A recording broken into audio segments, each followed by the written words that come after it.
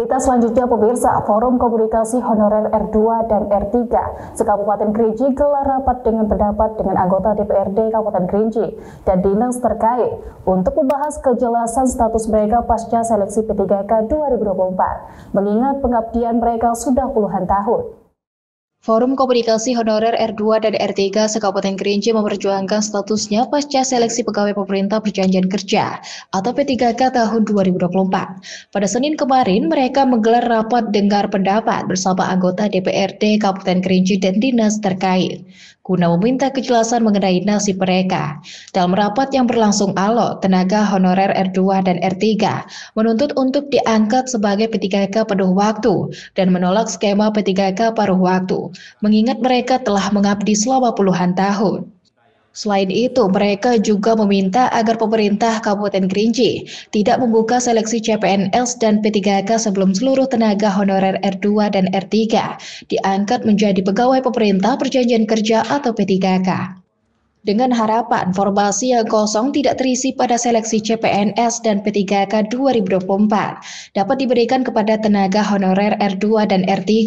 Kemudian ASN yang akan memasuki masa pensiun digantikan langsung oleh tenaga honorer setempat yang berstatus R2 atau R3.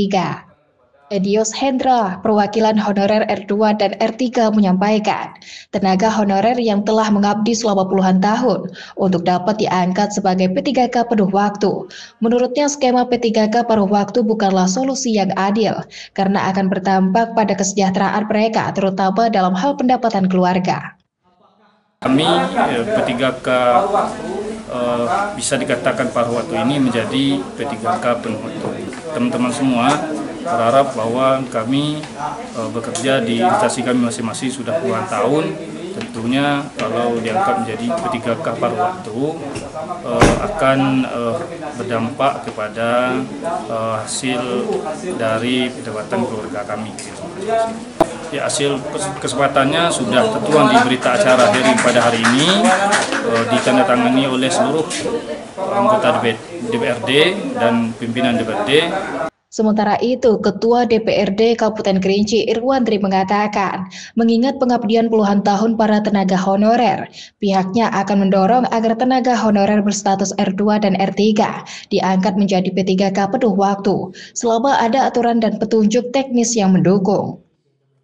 Kami selaku anggota DPRD Kabupaten Kerinci mendorong penuh agar adik-adik yang paruh waktu dijadikan penuh waktu, karena pengabdian sudah lama yang mengabdi di Kabupaten Kerinci ingin dijadikan menjadi penuh waktu. Kita sepakat, yang penting ada aturan dan juknisnya yang lebih jelas. Kami juga minta jumlah berapa yang sebenarnya yang sudah database R2 dengan R3. Beliau menyampaikan dalam waktu dekat akan menyampaikan berapa jumlah sebenarnya. Tapi yakinlah data ini adalah data yang valid, tidak bisa dimain-mainkan. Irwandri menambahkan, dalam waktu dekat pihak BKPSDM Kabupaten Kerinci akan menyerahkan database seluruh tenaga honorer berstatus R2 dan R3 kepada DPRD Kabupaten Kerinci. Hal ini untuk mengetahui jumlah pasti tenaga honorer di lingkup Pemkab Kerinci, agar nantinya dapat dibahas terkait penganggaran gaji. Setelah petunjuk teknis pengangkatan P3K diterbitkan, kontributor BTV Mulyadi melaporkan dari Kabupaten Kerinci. Ya, pemirsa, informasi tadi sekaligus menutup kebersamaan kita dalam BTV News pada malam hari ini. Saya Marcella Mulyani mewakili seluruh tim redaksi yang bertugas pamit undur diri dan terima kasih. Saksikan terus BTV Jambi, cerdas bersih negeri, dan sampai jumpa.